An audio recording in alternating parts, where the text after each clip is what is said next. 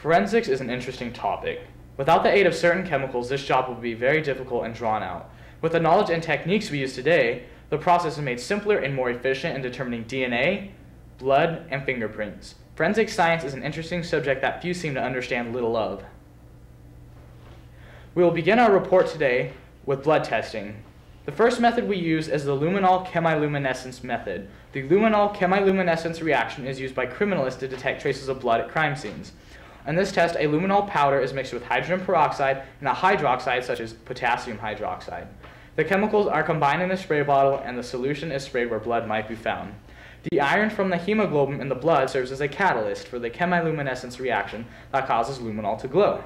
So, a blue glow is produced when the solution is sprayed where there is blood. Only trace amounts of iron are necessary to catalyze the reaction. So when we combine our luminol powder plus our hydrogen peroxide plus our potassium hydroxide, it yields this. We will now be moving to fingerprinting.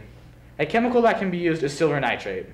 After being applied, it is developed with the exposure of ultraviolet light. This is made possible because of the chemical reaction between sodium chloride, or salt, and silver nitrate, which forms a colorless silver chloride. After brushed onto the surface and exposed to ultraviolet light, the silver print will appear as a reddish-brown or black color. Superglue consists mainly of cyanacrylate ester, and it's this chemical that actually interacts with and visualizes a fingerprint.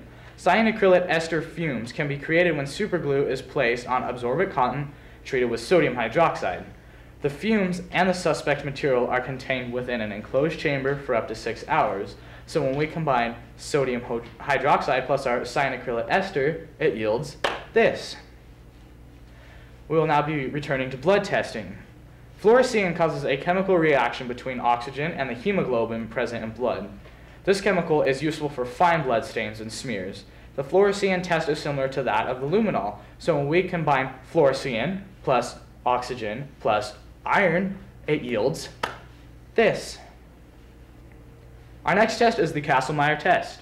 The Kastle-Meyer test was first described in 1903. This test also uses the bases of the hemoglobin, or iron, to oxidize then catalyze the solution. Though instead of yielding a blue glow, it yields a pink color.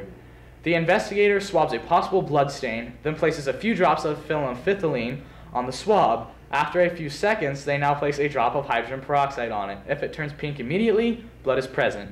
So when we combine phenolphthalein plus hydrogen peroxide plus iron, it yields this.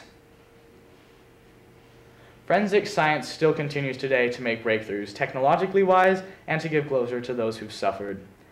It saves lives and helps others to understand the truth. With this, your understanding, chemically wise anyways, has grown. Forensics will always be of assistance in our search for the truth and the absence of it.